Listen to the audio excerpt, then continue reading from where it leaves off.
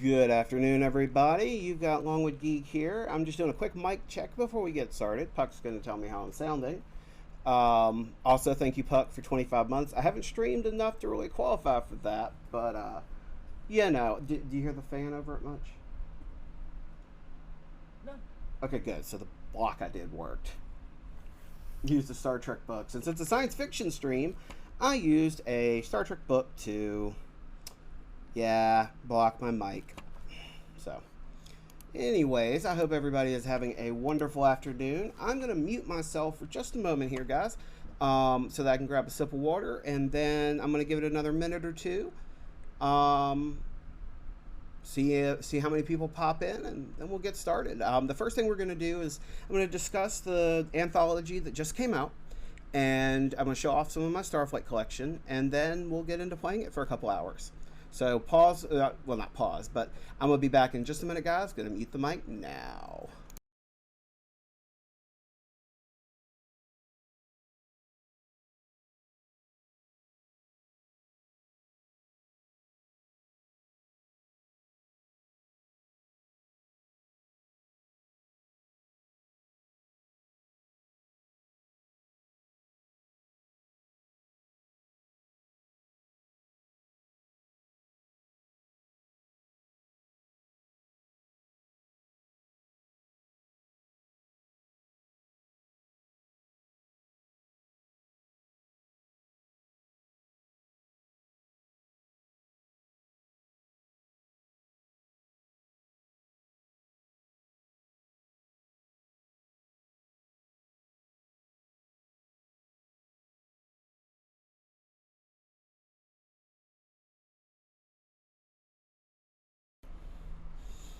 All right. I think we're going to go ahead. Oh,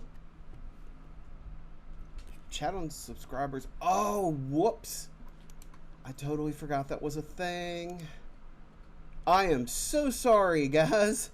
Um, so the reason, and thank you very much to MSir, ECMR, MCMR, MCMR.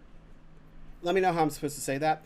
We have been bottle raising kittens. We have two very adorable kittens. We had bottle raised, and for a while we were running the stream 24/7, just showing them the first month or so of their lives. And I'd forgotten that since we weren't going to be awake all the time to see chat, we had put the chat in subscribers only mode. So thank you, MC Murr, for letting me know. And I've now turned off subscribers only mode. Now, the way it's going to work, like I said, I'm going to flip this on over to my camera now. Hi. So, I'm LongwoodGeek.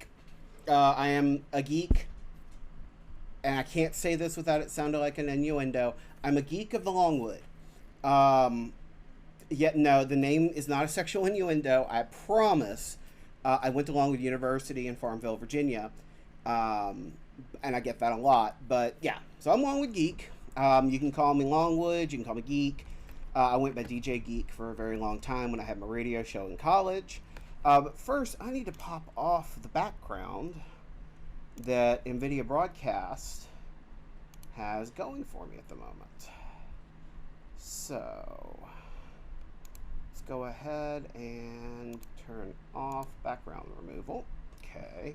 Let's turn off auto framing. Cool. Okay. Speaking of the kittens that we bottle raised, that happens to be one of them. Oh, both of them. You actually get to see both of them. Espresso and Java are the two bottle fed kittens that we raised. They are doing very, very well. There are forever cats, so they're staying here forever. But yeah, they're doing very well. And like I said, they're the whole reason the chat was in subscribers only mode. So, all right, now that I've got that turned off, I need to just other way. Trying to kind of center my shoulders here, because I'm not gonna lie, it can be a little difficult sometimes to kind of see everything going on. Oh, they're gonna mean each other. I can see this coming. So, basically, Starflight is a video game series. There are multiple games in the series.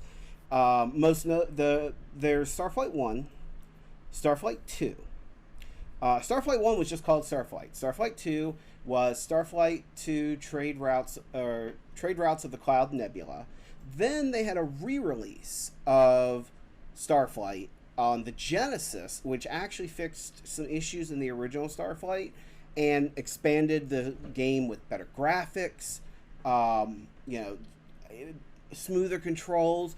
There were still some hitches and oddness with it, but it actually made overall for a very much better atmosphere in terms of being able to see what you were trying to see. So the reason I'm even talking about all of this is because on July 15th, this hefty tome, Starflight Tales from the Starport Lounge, released. I was lucky I was able to buy one of the paperback versions of it. Right now it is currently in trade paperback size. And actually I've heard the Amiga version had really good graphics too, but I haven't ever played the Amiga version. But yeah, so this is by Three Ravens Publishing. It's an anthology compiled with quite a few different awesome authors. I know a lot of these authors personally. A lot of us go to some of the same conventions, and I've known quite a few of these for several years. In fact, my friend W.J. Roberts, who I know from the con we go to, it's Liberty Con in Tennessee, he's how I found out that they had gotten the approval to and the license to do Starflight, because he happened to post about it on his Instagram about a year ago.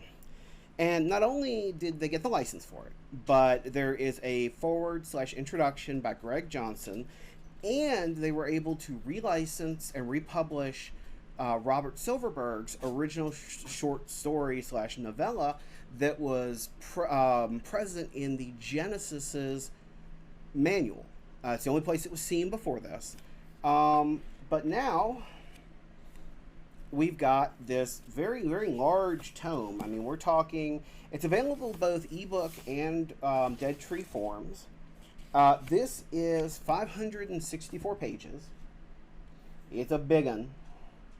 Quite a big one. And the authors that are in it include, of course, Robert Silverberg for his story, DJ Butler, Michael J. Allen, Christopher Woods, Bart Kemper, Benjamin Tyler Smith, Briscoe Woods, David A. Tatum, Declan Finn, J. F. Posthumous, Marissa Wolf, Michael Gantz, Michael J. Ciaravella, Nick Steverson, Philip K. Booker, R.J. Layden, and William Joseph Roberts.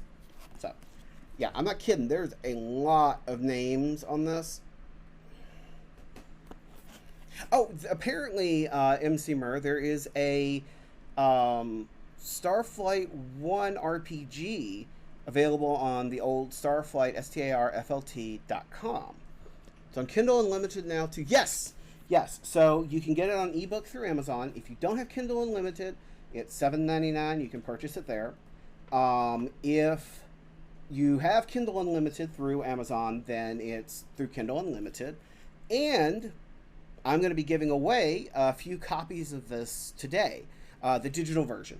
So I got William Joseph Roberts reached out to me because I helped moderate the group for this on Facebook and stuff. And since I told him I was going to be streaming Starflight this weekend in celebration of the anthology releasing, he asked if I wanted to give away a few copies. So I'm going to be. Throughout the stream here, I'm going to give you some, I'm going to throw out a code or two for people, or I may message you privately, depending, I'm not sure how I'm going to do it yet. But what you'll be doing is you'll email the email address I'll give you. You'll let them know that I sent you, and I'll have, like I said, a little code just so they know that it's legit, that you're not just in the stream trying to get one. And you'll be able to get a digital version of it. So, yeah, I'm looking really, I mean, I haven't been able to read it all the way through yet. In fact, I've only gotten through the foreword. Oh, and the cool little area, because I am a Starflight fan from way back, the blurbs area there, Yep, that is my blurb. Whoop, move my fingers. That is my blurb right there. And by the way, if you don't follow Space Game Junkie, I also recommend him for Twitch, Twitter, YouTube. Really cool guy. He does a lot of exploring science fiction video games, old and new. So, in fact, he's playing the original Starfleet 2 game is being re-released with updated graphics and such, and he's been playing that. But for my purposes, we're going to be playing and talking about Starflight. So, Starflight, again, this is a game that has been around since the 80s. And honestly, what's interesting from my personal stance, it was the first game I ever bought with my own money. Now, it was not the first new game I bought with my own money. My first new game that I ever purchased for gaming on computer was Wing Commander 1, the very first Wing Commander. I bought brand new at Walmart with my own money. It's the first brand new game I'd ever bought. But first used one, one of our friends runs a used bookstore in Lynchburg, Virginia called Bookshop on the Avenue. And so he's into science fiction and stuff as well. And so he was selling his version of it in his store. And the sticker's long gone on it, but I paid, I think, $4.99 for it.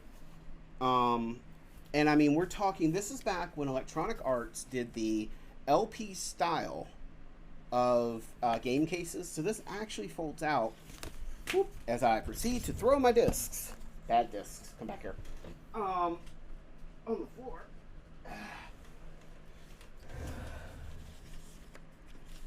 In fact, I'm just going to take these out for a second. Because otherwise I'm just going to continue flinging them everywhere. And I want to show what's inside anyways.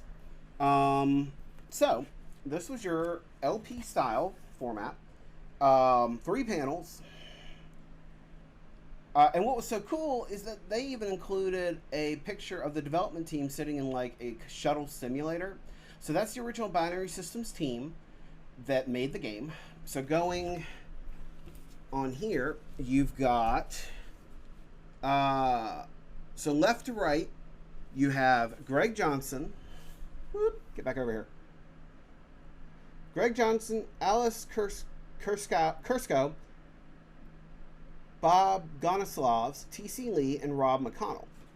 And it was just really, so back in the day, Electronic Arts really prided themselves on their electronic artists. And so, like I said, that's why EA Games, and you can see mine is rather well loved, came like in a record style format. They were rock stars, celebrities of the gaming world. This version of it came pretty much standard for the time. I have 2 5 1/4 diskettes. I also have a 3.5-inch floppy version floating around here somewhere. I think it's in the next one. This one was for the IBM XT, AT, PC, the Tandy 1000, 1200, 3000, and all the compatibles. So this was the IBM Tandy version. Now, for those of you who never had one, my first computer was a Tandy 1000 HX. Mine, my parents had gotten with the max RAM of 640K and one 3.5-inch floppy drive. So this actually, I had to get somebody to convert it to a floppy disk for me to play it. But if you know Tandy, you know Tandy graphics and sound from the 80s, some of the best. If you get a chance, you should absolutely look up either Lazy Game Reviews or Adrian's Digital Basement talking about some of the old Tandy systems and why they were so excellent for gaming. Of course, when you bought the game, you got the infamous Interstellar Security Code Wheel. It's pancake. Hmm? It's a pancake. Yeah, it's a pancake. This was the copy protection. They didn't have on-disk copy protection. You could copy the floppy all you wanted. But you could not, if you tried to leave dock, you could not leave without answering a question. And if you tried to leave without answering it correctly, you would get pulled over by the Interstellar Space Police and the game would exit. And so what it would do is it would tell you to line up, like, we'll say, Koan 3, Shimmering Ball. So that's right up here at the top. Over one. There we go. So Koan 3, Shimmering Ball. And then you would have to, it would tell you the third word and the code from that third word. is what you would type in. So like mysterious would be 1110, and that was your copy protection. On top of that, and this was kind of standard again for games of the 80s, and you can see mine's been very well loved, was a very nice large manual. I mean, we're talking, this was a 34-page manual, and not only did it come with a lot of lore about the game, but it explained the races, what it was known so far, the lore behind why you travel through hyperspace, stuff like that. And so, I mean, when you were getting a manual, you weren't just getting a how to install it and how to run it. You were getting a chunk of lore, because in a lot of cases they couldn't fit all this in the game. In fact, if you played Wasteland, for instance, back when Wasteland came out, Wasteland actually had an entirely separate book that had paragraphs in it. And so during the game, it would tell you to reference paragraph X, Y, Z. And not only did that help as copy protection, because if you didn't have the book, you wouldn't know what was going on, because not all the dialogue and all the descriptions could be put in the game. So it's a kind of a nifty way of doing copy protection on top of including lore and stuff you would not know about otherwise. So I'm just resorting everything here slightly. The last thing, and this is the one thing that I love that these old games came with, and that is like this. This is a map. Actually, I'm going to look around the map to make sure you can actually see it all. Oh, thank you, Hunter Z0. Yeah, the manuals, I mean, they were your lore repositories. Because, I mean, aside from BBSs, you didn't have the internet. You could just go on and chat with people about the game. You had to hope someone else you knew played it if you wanted to rave about it. But the fact that this is a full-color map with screenshots and locations of interest, that's one of the things that makes the games from the 80s just so fantastic. Omnitron's Paladin and Firebird's Jewels of Darkness did that. Oh, cool. Okay. More cool games I've not heard of, but I'll have to check out. I'm making notes. So this was my first copy of Starflight, but it's not the only copy I have. So let me throw these back in so that they don't get damaged. Well, more well-loved. We'll put it that way. More well-loved. Okay, you go there. You guys go in this little pouch up here. So I happened to be shopping online one day, and I found somebody that was selling a copy of Starflight, again for the Tandy, but in heck of a lot of better condition than mine. As you can see, this one still even has the original stickers for the system requirements and what it came with. So when you see that lovely Tandy label there, can't go wrong with Tandy, man. I actually do still have a Tandy 1000. It's not my original, and I've got some upgrading I have to do on it, but I did find one close to what I have. Now this one wasn't 100% complete when I got it, because it's missing the 5 1/4 discs. But if I ever wanted to make a complete one, it did have the 3.5-inch floppy. I can go ahead and use my 5 1/4 discs from my other package to make a whole one. And honestly, other than the disc difference, the thing that this included that mine didn't was a quick start getting started guide. So as I was saying, Starflight didn't just come in those LP boxes. The versions for other systems, in a few cases, actually came in entirely different boxes. So in this case, the box that we got is this one here, which is kind of your more standard PC box from the 80s. This one is the Commodore 64 and 128 versions. The major difference in them is, aside from the box, one, I do like the way the box is open. They kind of open from the front like this. Normally there's a plastic cover, but this one did not have that. It does still have the map. It has a slightly differently created manual, which is really cool. And then it has the quick start guide for it. And finally, the very, very kind of very cute copy protection wheel. Now this one, when I got it, this one did not have any discs in it. This was in a lot of boxes and manuals I got off the internet. And so it didn't have the discs, but everything was immaculate. I mean, this is probably one of the best conditioned boxes I've seen. Yeah, so you're right, Hunter Z0. It actually is very, very much like the Starflight 2 box, which I'm actually getting ready to show you all. Starflight 2 was honestly one of the hardest versions for me to find. And it's weird. So one day, I've been searching for this one for years. One day, I'm doing my usual thrifting, and I hit one of the Goodwills near my job, and I had picked up some big box games there for like $3 each. Well, I go to one of my other Goodwills, and it was literally like the mecca of PC releases. Somebody had donated like games I had been wanting for years. I had a boxed copy of Star Control 3, which I didn't have a copy of. Star Control 2, boxed copy. I mean, it was... So I bought like... I was going to get like 10 or 12 of them. I was going to have to leave some behind and hope I could get it another day when I had a little bit more money. But when I got it to the register, I thought for a second, because these were priced about $2 higher than the other Goodwills. So I asked the lady at the register, I said, look, I was just at the other Goodwill, and they were only charging $3 instead of $5 for these. Do you think your manager would price match? And she said, well, we don't normally do that, but we're kind of slow. Let me go get her and see what she says. And she was like, well, we don't normally do that. I said, look, if you drop it $2 for each, I'll buy like another 8 or 9 of them. And she went, oh, okay. So I ended up spending like $64, $65 there. And it was almost 30 games full. But one of them, and you can actually still kind of see the Goodwill price tag on it for $4.95. That's not what I paid for it. I paid $3 for it. But this one, yeah, it actually is the same kind of boxed format that you saw for the Commodore release of Starflight.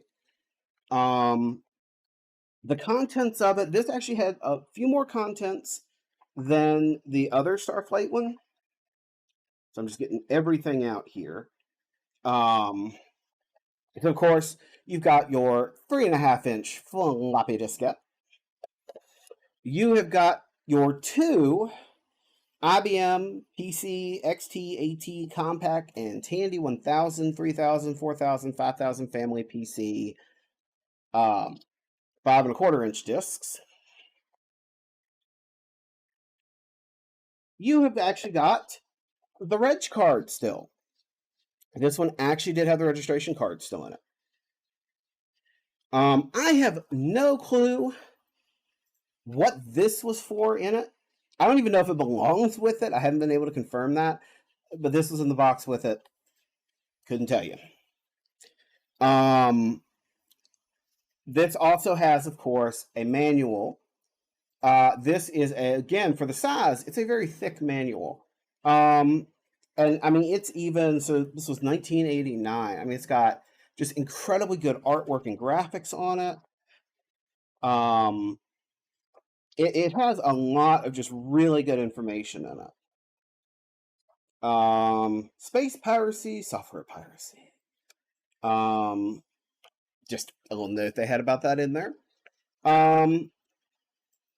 That's a copy protection device, but the protection was broken, so you don't need it. Okay, so I was wondering if that was the case. Okay, I thought that's what it was, but I wasn't sure. I haven't read the manual all the way through, so I figure it may have mentioned that or in the command. So there's 2 more pieces besides what I'm about to show you. Here's the command summary card, so kind of your quick start guide. And then this, I have not been able to find this. I don't know if anybody has a copy that they can give me, but this was announcing the clue book for Starflight 2. Oh, the game would tell you where to put it on the map. Okay, that makes sense. So this is a case of where the map not only served an aesthetic purpose. Oh, I see. This also served the copy protection purposes, because now that I get a chance to really sit and look at it, it makes sense because that device looked actually has the same kind of symbols and artwork on it that the map does. And again, this map's even bigger than the other one, and it's gorgeous. I mean, this is, and in really good shape, too. We got all that back together. Speaking of clue books, though, I do actually have the Starflight. Oops, wrong box. What happens when you build up a lot of boxes on a desk? So, whoop, put the floppy back in where the floppy goes. Put the floppies back in where the floppy goes. God is in his heaven and all is right with the world. The nerve of some people.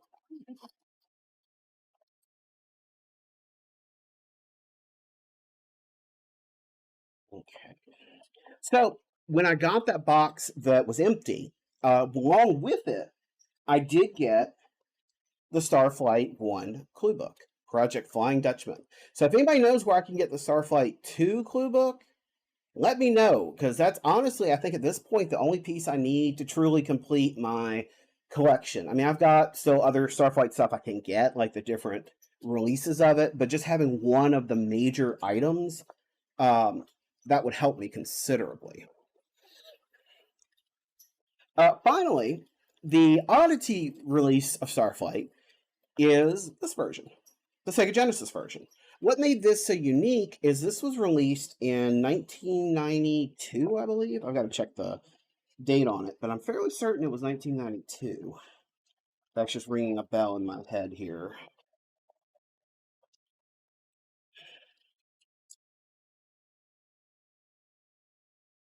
Oh, come on. You've got a copyright date in here somewhere. I know you do. Okay, actually, I was very close. It was copyright 1991, probably released early 1992. So it's an oddity because this is a really much older PC game that was then redone and re-released under the Electronic Arts releases for the Genesis, which, if you don't understand how Electronic Arts released a lot of their games on Genesis, you really need to go look up a video on it because it was genius. There's a reason that the cartridges from EA for your Sega Genesis games don't look like a regular Genesis cartridge. And no, this isn't like extra memory or anything like that. Look up the story. It's well worth watching a video on it. I don't know who has the best video, but I would definitely recommend looking one up because it's hilarious when you understand why they're like this. It's just funny. Now, the nice thing about this manual is, of course, color front, color back with ads for other games from Electronic Arts. By the way, the Buck Rogers one, I actually beat that one. I have it and beat it. Fun game. But inside here is where we had the story made by Robert Silverberg. You've got like little mini vignettes of all the races, and it's a thick manual. I mean, this is not a small manual. But this one also, like the other Starflight releases, comes with a map. And the nice thing about this map, well, there's a couple nice things. This one's starting to see a little bit of wear and tear, more emphasis on the tear, as you can kind of see. So I have to be more careful with this one. But you've got, of course, on the front, now you got your standard Starflight star map. No screenshots on this one, oddly enough. But on the back, you have a poster of EA's various Genesis releases, including an ad for this very game, Starflight. But this was just really cool. It also had the hint line number. If any of you ever used the 1-900 hint line number and didn't get killed by your parents, let me know. I'm just curious.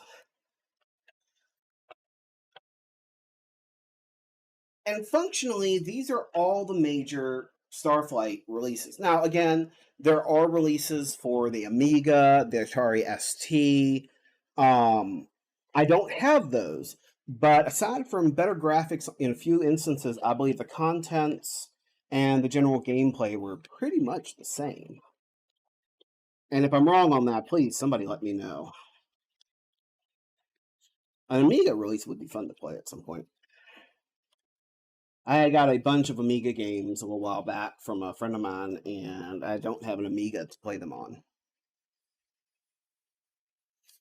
Oh, I'm sorry, MC Murray, you missed a chunk. You might have to go back on the VOD. I'm going to put this on YouTube as well, but you may want to go back on the VOD later and see what you missed. I actually have been back since about 5 minutes after that happened. Sorry.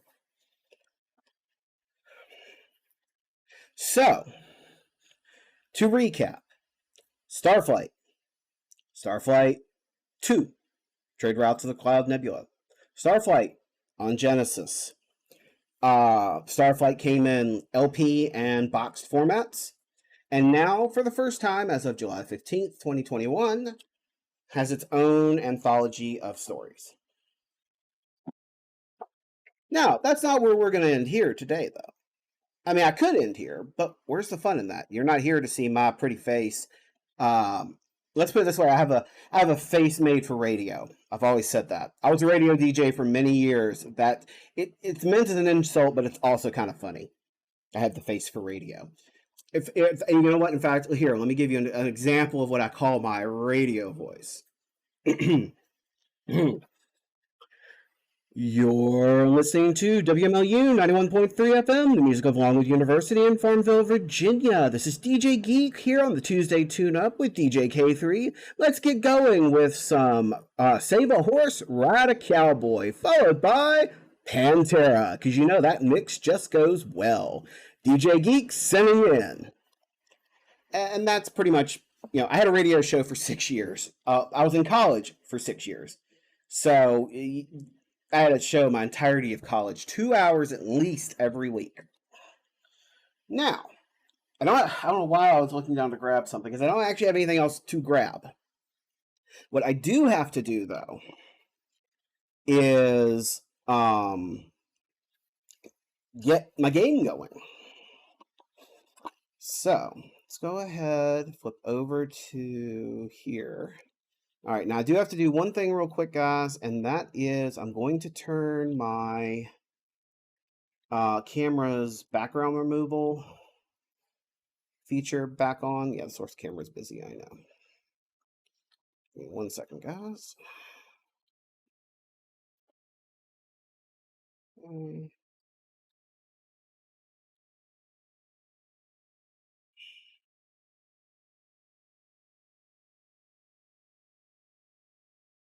Can you guys still hear me?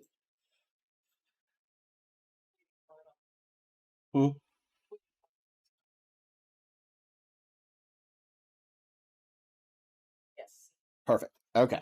The main reason I'm doing this is I really wanted to make sure that this time it didn't screw anything else up, and to kind of black myself out, because again, you're not here to see the living room behind me. So, all right.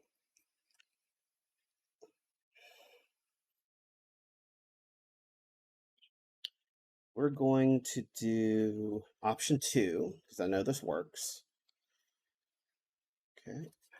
1 second. Over here. I just want to get rid of that red box. Whee! 5.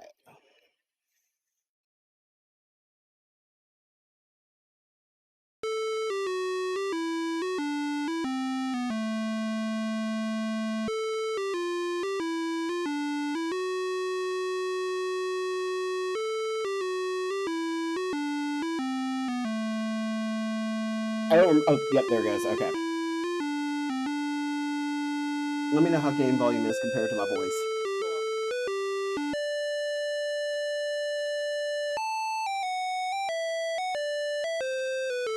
If you want to just bump the the game audio down just a smidge.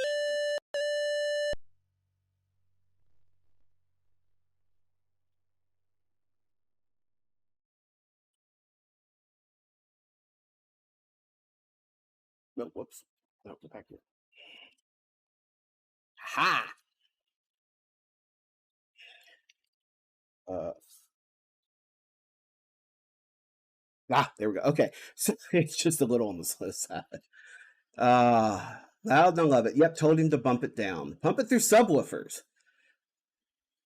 You know, I want to. Okay, it's funny you say that.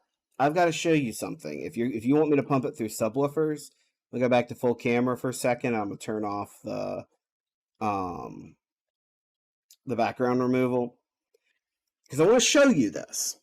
Okay, up above, say hi to the people pup. So beside that CRT TV you see there on the bottom, that very large black item to the left of it, that's a subwoofer. So if I pump it through a subwoofer, my neighbors are going to think it's the War of the Worlds, and I'm going to get arrested. I think. I may not. You never know. My neighbors might be chill like that. I doubt it, though. One of them probably is. So let's get back to it. All right. There we go. Okay. So.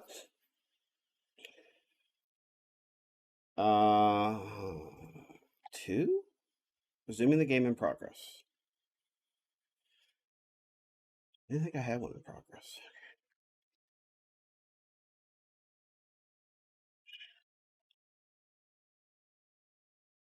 Okay. So the noise you're hearing, that tapping, that's my character moving. Now, I'm going to... Pardon me for just 1 second.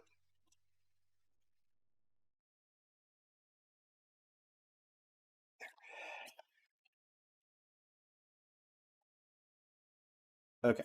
So, that tapping noise you hear is, again, my character moving. Now, I'm going to sit here for just a second. This is something I didn't know until last night. Now, I want you to know, these are, for the time, top of the line graphics. I mean, these were EGA graphics. So, I mean, you had to have a decent, very decent PC in the mid 80s to run this on in the top graphics. There's actually quite a few different other graphics options. This was the best of the best at the time. And so we're just waiting for a second. I love this. I got to remember that I've mirrored this. I love that Interstellar logo there. Interstellar gets used. Okay, you guys hear that? Now look at the character. That little pixely white blob. Look what it's doing. It's put its hands on its hips and is tapping its foot, waiting for me to do something.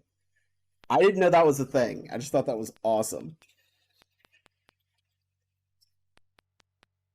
So, all right, little dude. Operations.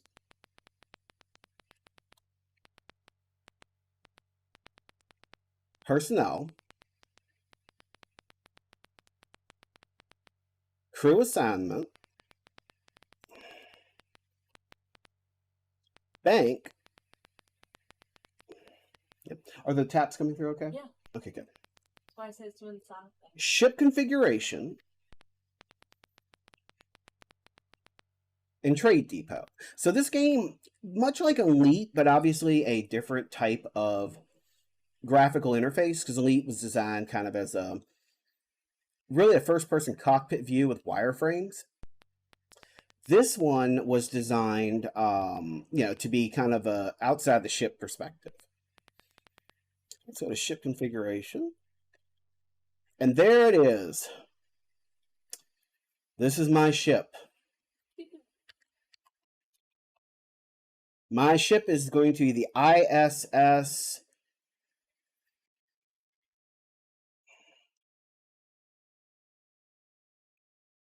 Oh, that's such a Dragon Ball Z abridged reference. I can't do that one.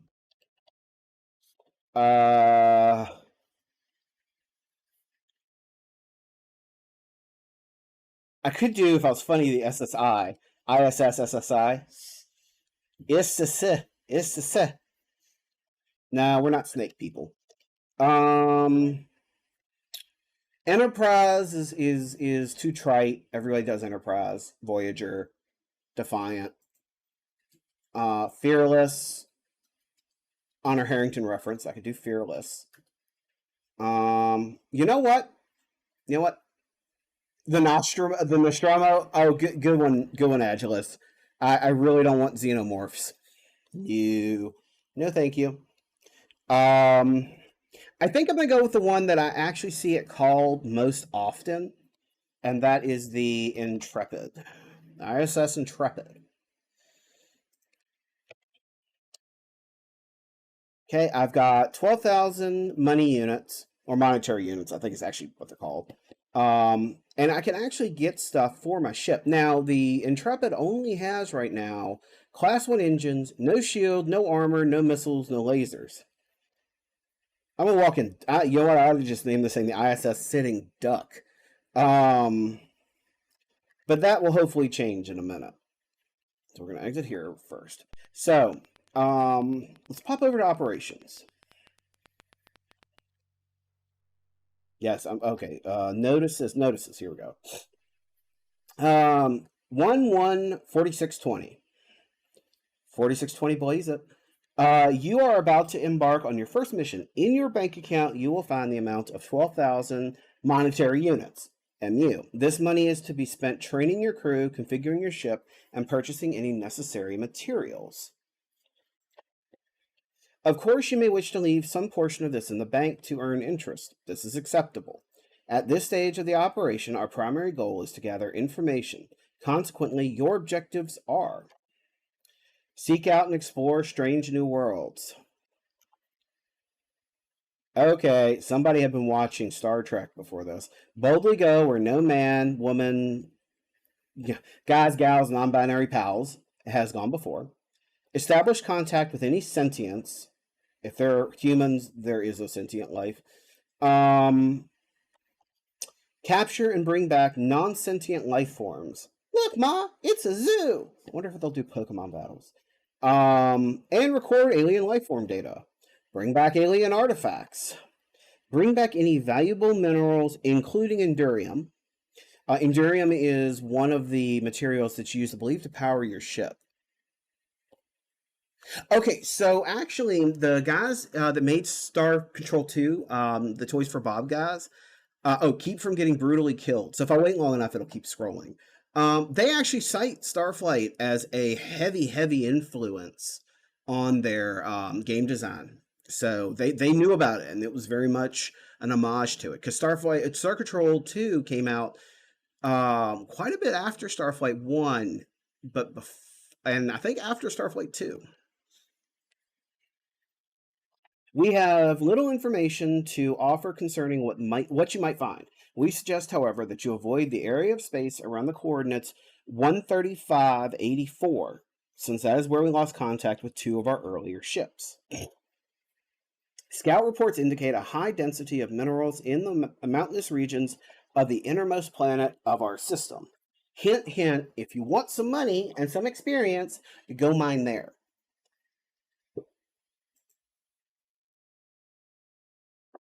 Sorry, guys, gotta keep myself hydrated. Flavored water. Further, we have found information that leads us to believe that there may be some ruins of the old empire at coordinates 170. I think it's supposed to be north by 162 east on the second planet. Yeah, so that N matches the N in planet of the neighboring K-class system. We have also received some indication of alien activity in the system 17594. Good luck and a safe return. End of notices. You have not filed any Colony World recommendations. Yes, very much so. Thankfully, I remember a good deal of it. It's been a while since I played it, but I do remember a great deal of it. Starflight 2 is where I'm out of my depth because I never actually had that until I got the version on GOG. I never had a chance to play that when I was younger, so let's check out personnel. Alrighty, create. Select race. Human. Okay. Android.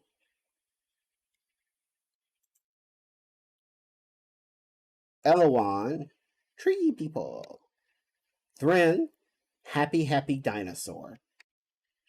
Velox. That'll bug you out. And back to human. So we're going to do a synthetic for the first one. And their name is going to be Puck, my little robot boy. Okay. File 2. Create. We're going to do...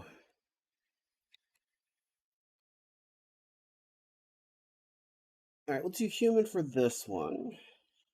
Agilus.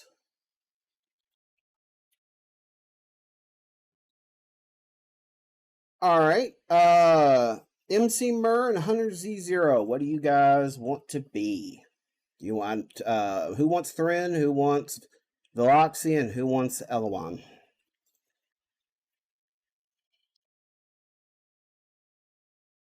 Since you're here, you gonna be in here.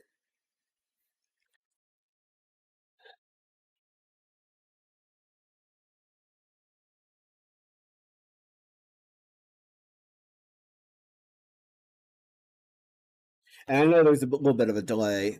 I'll be Elowan. I'll call Veloxy. Perfect. Yeah, no kidding. Create. All right. So we want Elowan. That is Hunter Z0. Okay. And then we want Velox. We want MC Mur. The you aliens invading ours the space. Oh god, that's right. They're like Yoda talkers, if I remember correctly. Forgotten that. EMCEMR. If I remember correctly, let's see. So there's human, android, and then the 3 aliens. So Elowan, human, android. So android, human, Elowan, Velox. All right, I'm gonna go ahead and create a Thren. And because of somebody I know who is a dinosaur, we're going to name this one Dolly. She's another streamer on Twitch that I know through Co-Carnage's channel. Cool people. Yes, very cool. Dolly D. Okay. So, the cool thing about these is when it comes to like the androids, it's okay if I die in a windstorm. That's probably going to happen. I can and what we're going to do, we're just going to remake you with a number. So you will be Hunter Z01, Z02, Z03, and we're just going to keep going. We'll see what we get up to. Now with the androids, they're not good at communications. You don't want androids in communications. And I'm not entirely certain you can train. Yeah, androids can't be trained. So that means Puck, where Puck's skills are, or where Puck's skills are gonna stay. Now, when it comes to somebody like Agilus, so he's predisposed for science. Now, if I go to train, I could train him in something like, so training costs 300 MUs a session. How many training sessions? 0 to 23. So if I wanted to, I could bring him up. I don't want to, but I could bring him up 5 levels right now. It's gonna tell me.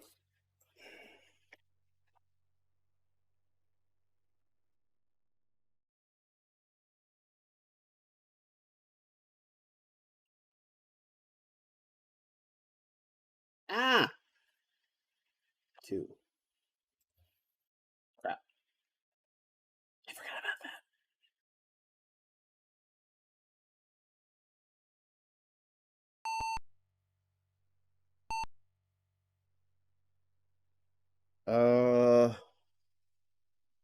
My death metal band in the 90s had an original song I wrote called Swarm, 100% based on the Veloxy race. Okay, MC Mur, that's cool. Oh, wait. beeps that we're hearing. Ha. Could only be computer beeps. So yeah, that actually is emulating the PC speaker. So turns out you can't use the number pad. At least not the way I have it set. That's why I kept beeping and wouldn't let me enter in 0. I knew there was a way you had to be able to do that. Now you will learn skills and such. And so that's what the learn rate is. Durability, how quickly you gonna die when we put you out on an away team. Now, if we're lucky, I'll remember to put you in a spacesuit first, and you might last a little bit longer. And you'll see like the L1, their big things are medicine and communications. I wonder if an L1 smoked another L1, would that be cannibalism or autoerotic asphyxiation? Questions. Okay. The Velox are very strong when it comes to navigation and engineering. They're decent in science. You don't want them working on you at all or talking to you. And then you've got the Thrin, and their best thing is communications, and they're decent in science, navigation, engineering. Again, they're reptilian. You wouldn't want them operating on a mammalian creature. So it looks like, so our best science person is definitely the human. So, and that makes sense. Humans are often considered to be the most curious race. So that doesn't surprise me. Now, this is the fun part. After having said all that, if I really want to, I could put somebody in a crew position that they totally don't fit. 1, 2, 3, 4, 5, 6. Oh, I need one more person.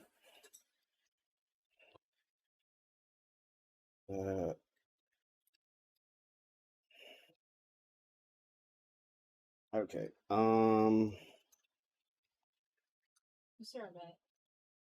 Yeah, no, I'm just trying to figure out how I get out of this.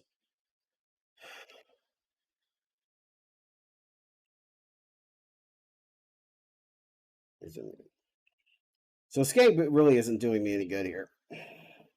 I probably should have pulled the manual up on GOG because I actually don't know.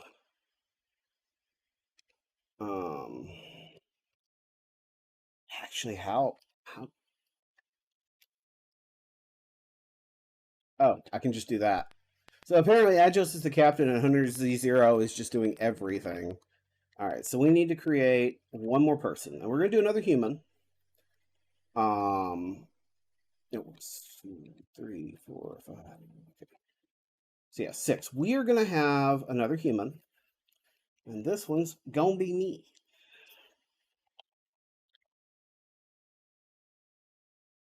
All right. Train. So we're gonna train my engineering up. Let's do 2 sessions.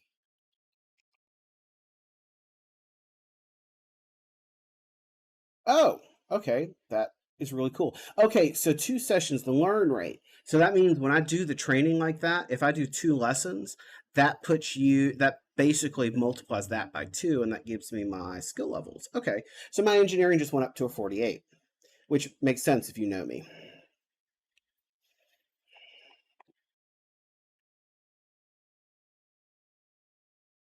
And just make dummy assignments for now. Yeah, I got laid all the time. Just kidding.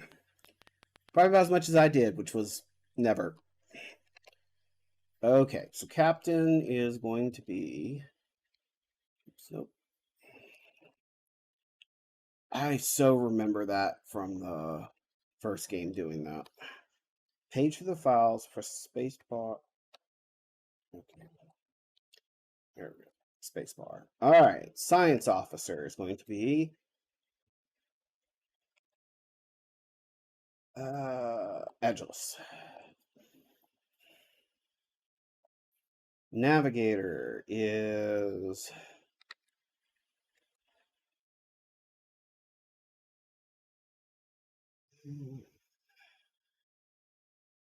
all right. That's going to be MC Murr. It's going to be our navigator. Engineer. That's going to be Puck.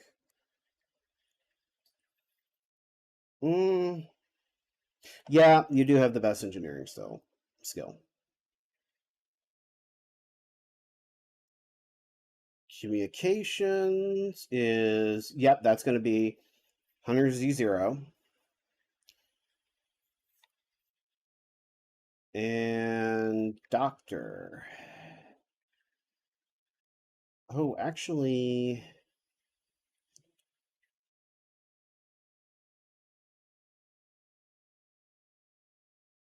Oh.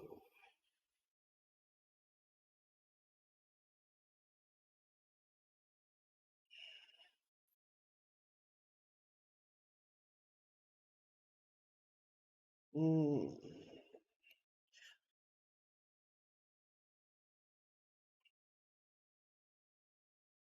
So actually, no, it would probably be better to do...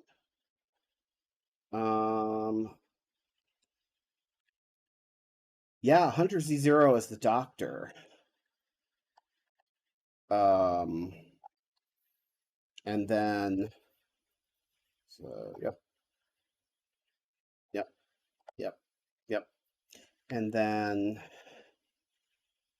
put Dolly for communications. All right, perfect. So we have our first initial crew. Exciting. All right, now what was down here? Bank. I'm banking on it. Okay, that's funny. Game purchase? Really? Really? They're charging me. Obviously, that was not money I had before because I just started with, the 12,000 monetary units. But so my initial purchase, I had 12,200 monetary units, and the first one was the game. 12% interest rate. Man, I wish I got that on my savings and checking accounts. Jeez. All right, so let's go down to the ship configuration. So now we need to buy some stuff for the Intrepid. Cargo pods. Yeah, let's do... Oops. Buy cargo pods. Okay. 2 cargo pods. Engines. Engines, we already have class 1. I'll leave that for the moment. Shielding. Armor. Missile launch. I ain't getting a missile launcher right now.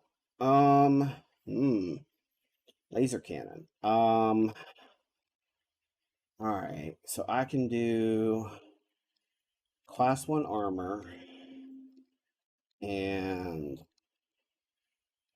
class 1 laser cannon. And as you can see, one of the cool things, yeah, tongue-in-cheek funnies like that. Oh yeah, I know, it's great. It was, fourth wall breaking, but not. I mean, it is and it isn't. Because maybe my captain just bought a game literally right before he was given the 12,000 MU. Okay, so the ISS Intrepid has 2 cargo pods, which is going to come in handy for picking up stuff. We have 1 set of class 1 engines. We have no shields. We have class 1 armor. We have no missiles. And we have class 1 lasers. We're all going to die! All right. So, check out the trade depot real quick. There's nothing in here that I'm going to be purchasing just yet, but...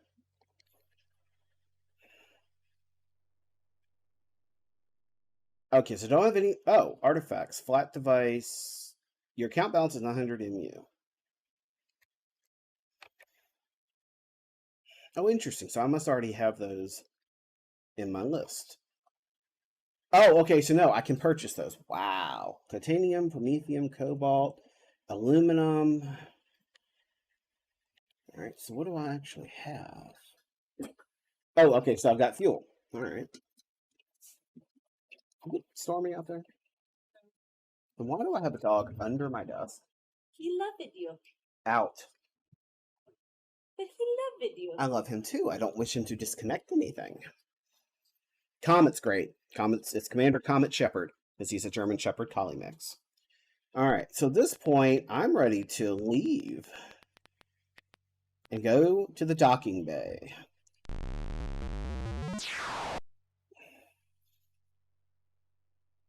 Okay, caution, pressurized area. Standard airlock procedures apply. Ship computer activated. Pre-launch procedures complete. Standing by to initiate launch. Or lunch. No, it's launch. I had lunch earlier. Wait, what do you mean, weapons unarmed? Excuse me. I have weapons. Launch, disembark, so this will bring me on the station.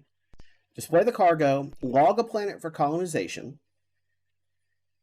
Oh, okay. Thank you, MC Mert. Like I said, this will be on as a VOD on the channel, and I'll be exporting this over to YouTube as well. So stay tuned for it to be in both places. My YouTube should be linked to my Twitch, but it's under LongwoodGeek as well. LongwoodGeek's my social name for pretty much everything. Ship's log. Oh, I can type notes. Cool. Yeah. Okay. Do I have to hold it till I go? Oh, there we go. Exit. Oh, bridge. Okay. All right. Well, you know what? We're going to launch. Ready to launch. Confirm. Left, no. Right, yes.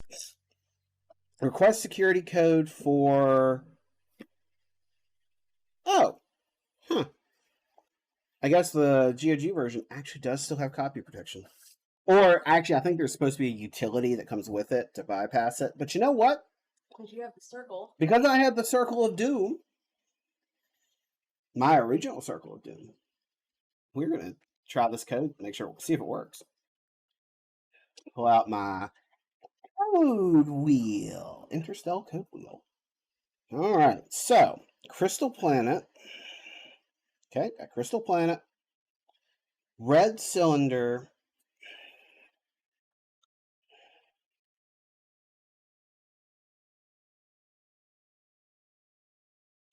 Okay, Crystal Planet, red cylinder, Gazertoid.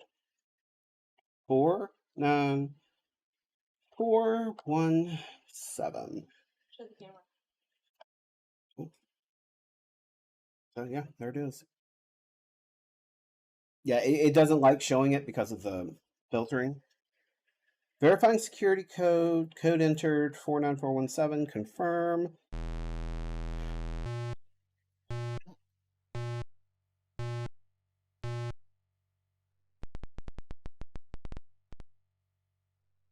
Leaving starport. Starport clear. Standing by to maneuver.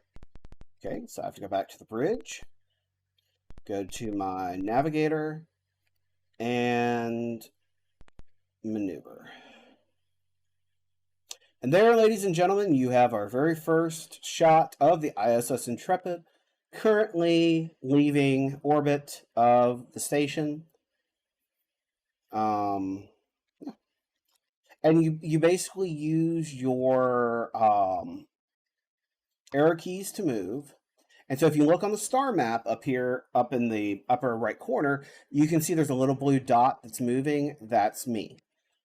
So what we're going to do, and thankfully at least it moves fairly quick, we're going to go hit that innermost planet to see if we can pick up those minerals. Because, you know, they mentioned that it might be worth getting some of those minerals. Standing by to orbit. Okay, press spacebar. Initiating orbital maneuver. Okay, orbit established. So let's go back to the bridge. We're going to go talk to our science officer. And we're going to have them run their sensors. Okay, so it looks like this planet, Agilus has discovered this planet has an atmosphere of fluorine and chlorine. We're going to name this one Mustard Gas and Swimming Pool World. Mustard Pool World. Must Pool. There we go. This world's name will be Must Pool. The hydrosphere is water. The lithosphere is chromium, promethium, and tungsten. It's got a mass of 2 times 10 to the 20th tons. No biomatter located on the planet, but 23 minerals. Analysis of last sensor reading. Object planet. Orbit number 1.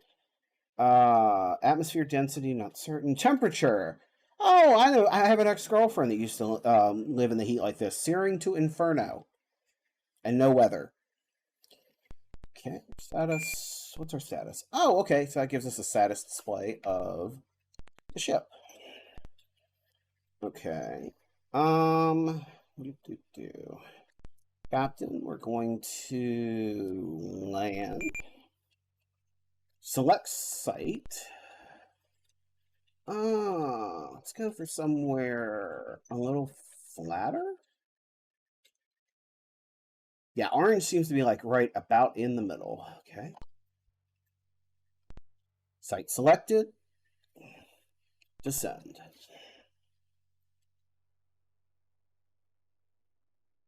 I remember thinking it was so cool that they show you kind of zooming in and your lander getting ready to land on the planet. All right, computing descent profile. Autopilot engaged, descending. Topography net locked on. Safe landing, Captain. Okay. Disembark. Standby, scanning planet. Auto sampling devices activated. Initiating hull integrity check. Okay.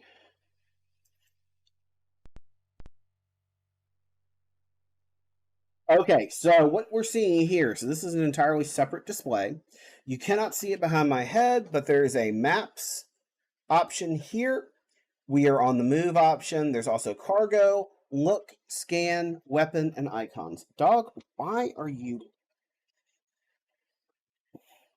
Are you sure there's no thunder going on? I can't hear it if there is. No, but I'll double check the weather. Sorry, our dog doesn't usually climb under my desk unless it's storming. So, okay.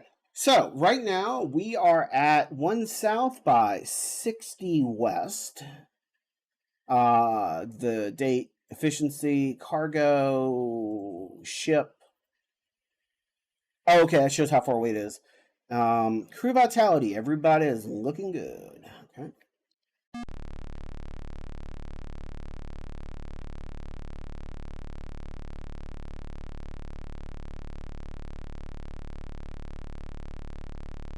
Oh yeah, I remember this noise. I thought my computer was farting for the longest time. Okay, now, this is what we were looking for. Something to, 4 cubic meters of chromium. So, cargo.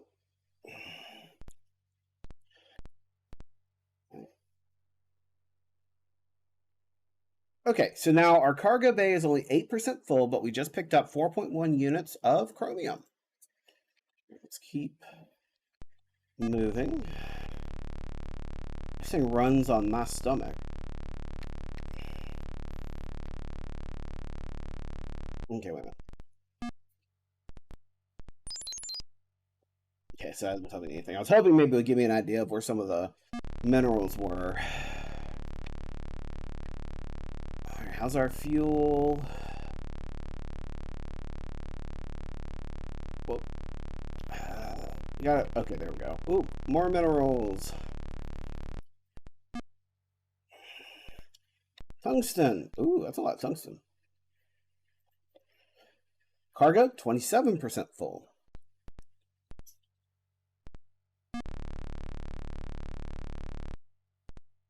Cargo.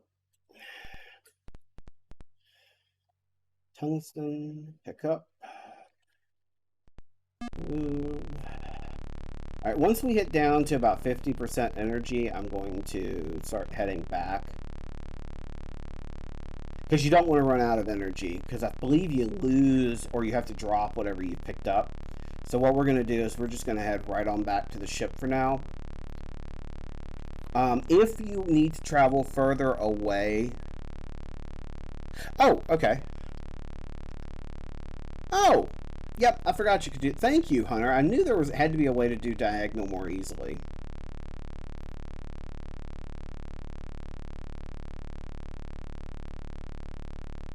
Okay, and there's the ship.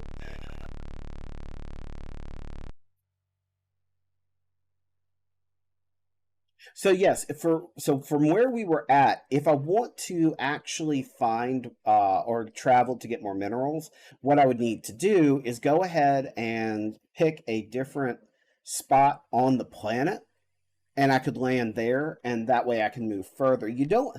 It can be a little annoying to have to launch and land, but I believe if I get my science officer upgraded a little bit, I think I can see where the stuff is on the planet. Let me see real quick.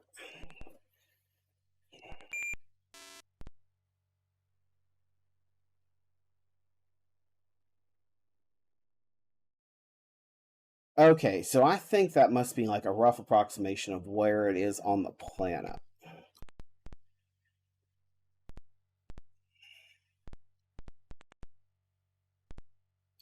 All right, so for now, we're gonna launch. So we're gonna go back to the station, sell our stuff, and see how much we get.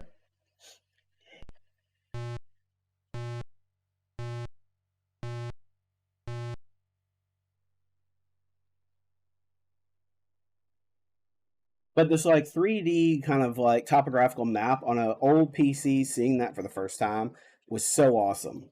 Because it's like, wow, that looks like something you would actually see in a science fiction show, especially around the time period. Well, let's head back over to our navigator, and we're going to maneuver. So now, he flies through the air with the greatest of ease. The daring young man in the flying starships. Here we go. Standing by to dock with Starport.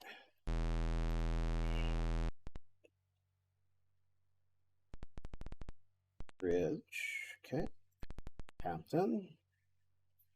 Disembark. So now, if I go down to the trade depot,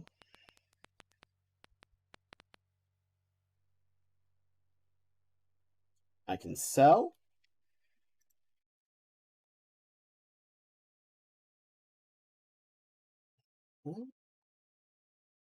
How many cubic meters? 4.1. Okay. And so the tungsten actually is going to give me the largest amount of money right now. So you see that bumped me up to almost 8,000 monetary units right there. So what I'm going to do now is I'm actually going to spend a little of that money to improve my crew. Except for Puck. Puck's firmware is locked in with those settings. Don't want to jailbreak the Android. I use Android. It's a little easier to rootkit an Android than an Apple phone. Alrighty. So, Agilus, let us bump up your science. And we're going to bump it up by... let's do 3 sessions. I bumped you up to 77. So far, Hunter Z, we haven't had to have you use any of your skills yet, but I'm sure we will. MC Mur, let's go for... Check your equipment. It's good. What? It started buffering on my end. Science, navigation. Let's see. I'm trying to remember, who do we do for... I hit escape again. I gotta wait for the menu to pop up. I keep forgetting that that's a thing. Resume game. I do need to remember before I end the session for today, which will probably be about another half hour. To be honest, it's been a while since I've streamed, and 2 hours is probably gonna be my limit for today.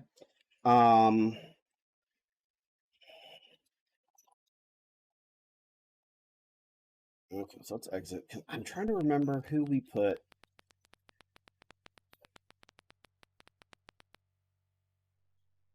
Navigators MC Mer, Doctors 100Z. So Puck we can't up. Okay, so we should probably bump up the science officer and the navigator for now. I gotta stop hitting escape.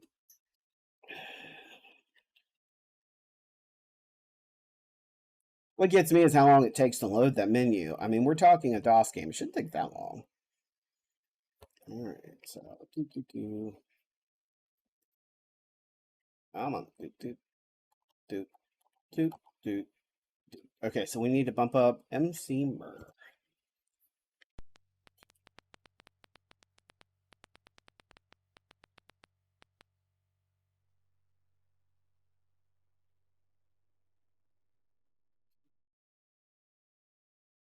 We're going to bump up their navigation. So their learn rate is 6. All right, we're going to do 4 sessions.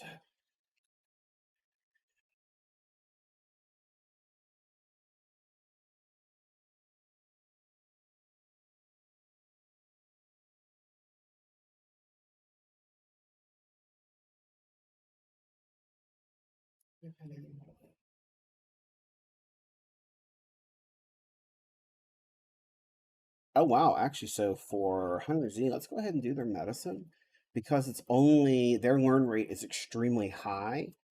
And this will bump them up to like 60 right off the bat. Okay, and then Agilus. Let's do one more session. Having a well-done science officer is always a good thing. Okay, now. Actually, I think I'm going to go ahead, since we've already been out. We haven't been in the solar system, out the star map yet. We're going to do that soon. But I think I'm going to go ahead and stop this for today. I really do appreciate everybody coming by. If you want to catch all the stuff talking about Starflight, I'll have this up on YouTube probably by tomorrow. And the VODs, if you want to send anybody to the VODs here on the Twitch channel, feel free. On the next time we play, and I am going to continue this, the next time we play, we'll finish mining out our solar system and then get to the star map. And then from there, we'll see how things goes. Hunter Z, and I know MC Mur had to disappear, but Hunter Z0 and MC Mur, I'm going to be private messaging you the code to reach out to my friends over at Three Ravens Publishing to get yourself a digital copy of the book. So expect PMs from me. Again, they may be by tomorrow morning, but we'll get the PMs to you as soon as I can. Very much I appreciate, let's go ahead and save. This time I actually do want to hit escape. But I really do appreciate everybody coming by. Sorry for the couple of technical hiccups we had. I'm glad we were able to get them fixed quickly. And next time, knowing that, I'm going to put some testing in between now and then, and we'll see how things go. So we're going to go ahead, save the game.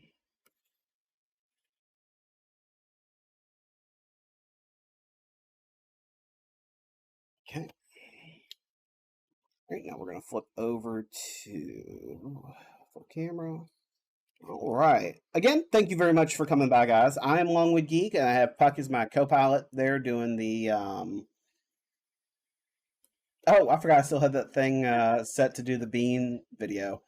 This thing, I have the bot set to post this video talking about the kittens that we've raised I think it's like every hour and a half that the stream's live. And so we just hit that mark.